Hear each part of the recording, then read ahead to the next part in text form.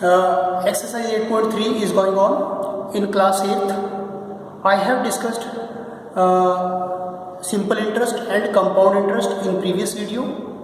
So I will start today exercise 8.3 with the help of formulas of CI and SI. तो यहाँ पर मैं फॉर्मूलाइज apply करना है और सीखना है कि फॉर्मूला अप्लाई कैसे होना है। फर्स्ट क्वेश्चन रीड कीजिए आपकी बुक में, calculate the amount and compound interest on. क्या बताना है? सबसे पहले आपको रीड करना है ध्यान से, कैलकुलेट द अमाउंट। एक तो अमाउंट बताना है, मैं बताया था कि अमाउंट कब होता है, जब प्रिंसिपल में इंटरेस्ट ऐड हो जाता है, उसे हम अमाउंट कहते हैं। क्लियर? चाहे वो इंटरेस्ट CI हो, चाहे वो इंटरेस्ट आपका क्या हो, SI हो।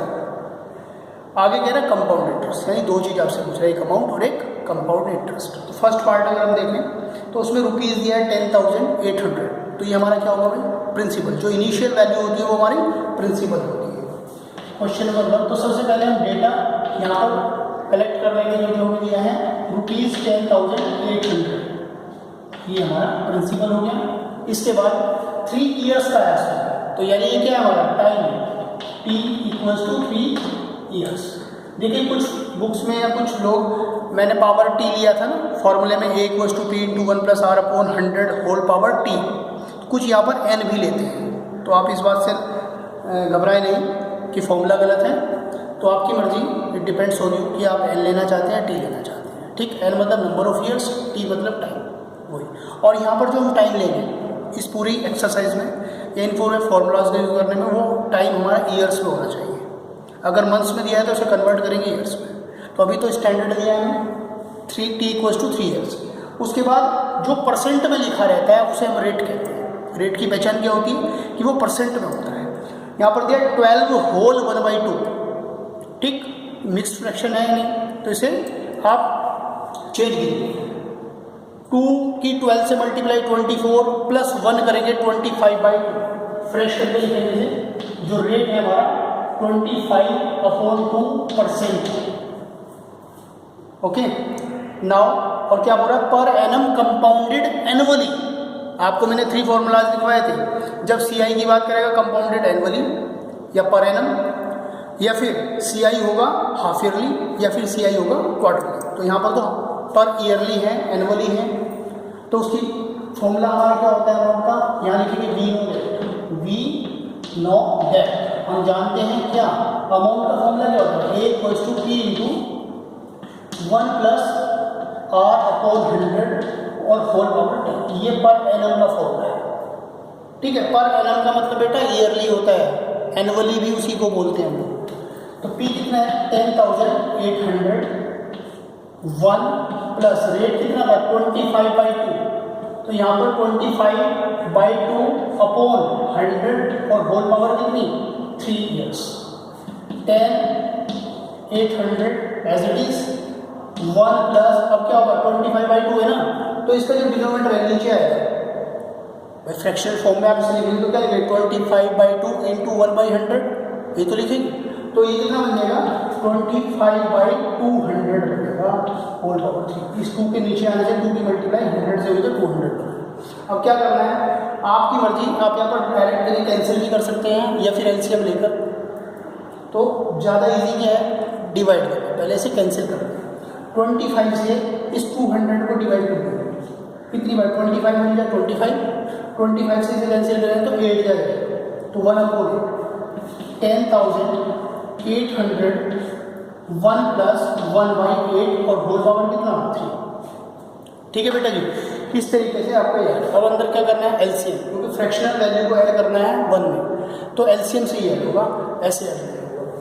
यहाँ पर देखिए अमाउंट = 10,800 × 1 + 1/2, सॉरी 1/8 लिखा है ना, तो 8 तो LCM, इस 1 के अपोन में क्या है 1, तो 1 से इसे डिवाइड करेंगे तो 8 जा जाएगा, और 8 की मल्टीप्लाई 1 से करेंगे तो 8 ही आने वाला है। क्लियर?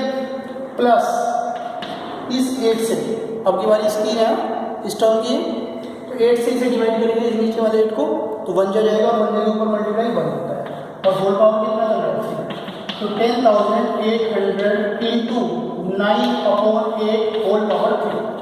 अब कुछ नहीं करना है, बस उसे एक्सपेंड कर देंगे। और कैलकुलेशन करनी है। 9/8 इंटू 9/8 इंटू 9/8। जैसे ही आप इसे सॉल्व करेंगे आपके पास आपकी अमाउंट आ जाएगी सॉल्व करते हैं, ठीक है। ए आ जाता है आपका यहाँ पर सॉल्व करने के बाद। हालांकि कैलकुलेशन थोड़ा सा समय लेती है यहाँ पर, उससे घबराने की जरूरत नहीं है आपको, लेकिन आप इसे सॉल्व करते ही अमाउंट आ जाएगा। जैसे ही आपका अमाउंट आएगा आपको क्या चाहिए, साथ साथ अमाउंट के साथ सी आई भी चाहिए। तो सी आई कैसे निकलता है, फॉर्मूले में बताया था मैंने, सी आई इक्वल्स टू, फिर लास्ट में आप फॉर्मूला अप्लाई करेंगे, C I equals to A minus B. तो ए तो आपका यहाँ से आ जाएगा, ठीक है, यहाँ से आ जाएगा।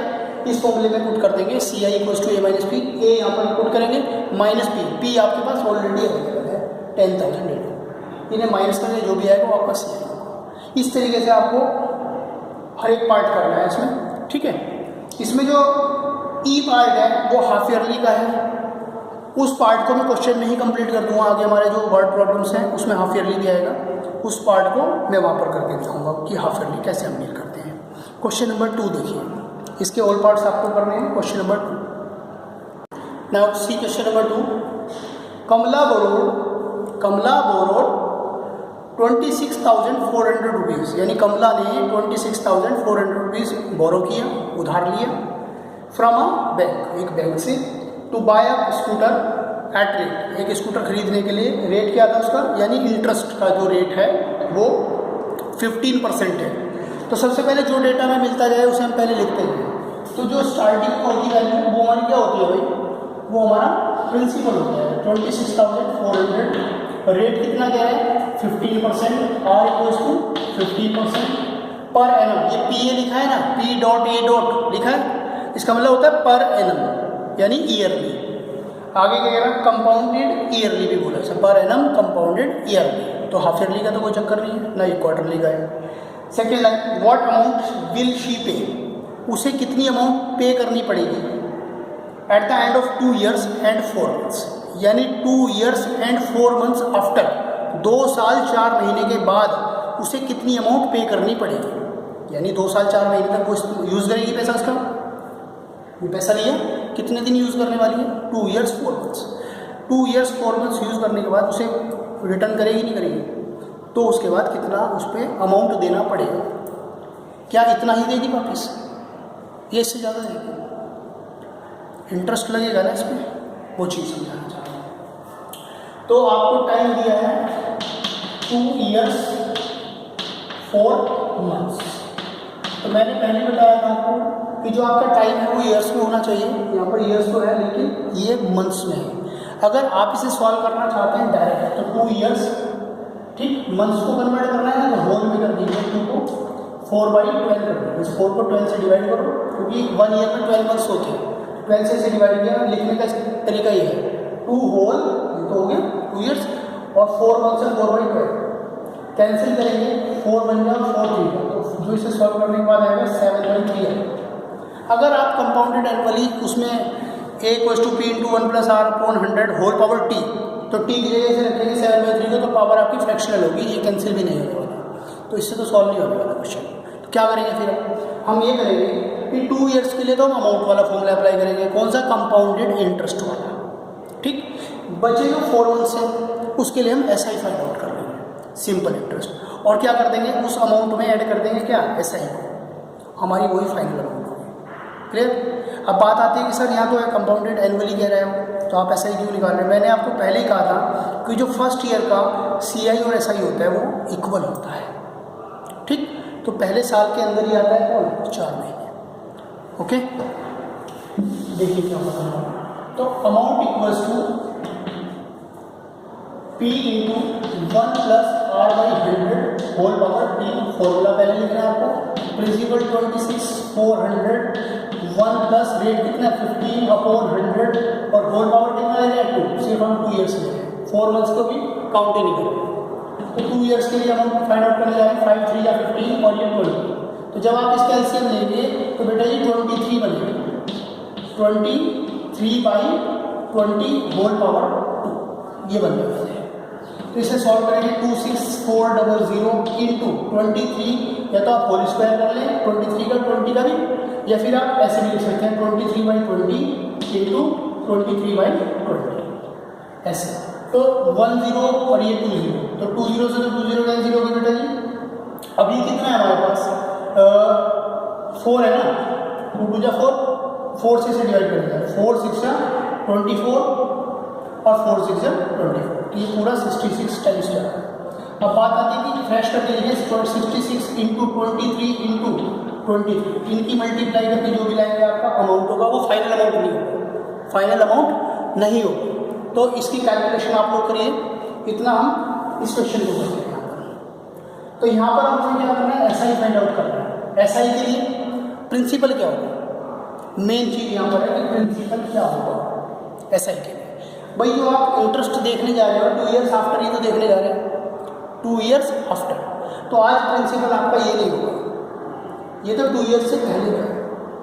अब 2 ईयर्स के बाद की बात कर रहे हैं तो आपकी बेसिक वैल्यू क्या बनेगी, ये बनेगी यहाँ से इस पर ही तो लगेगा। तो आज प्रिंसिपल कौन होगा इस केस में, जो आपका यहाँ से अमाउंट आने वाला है वो आपका प्रिंसिपल होगा।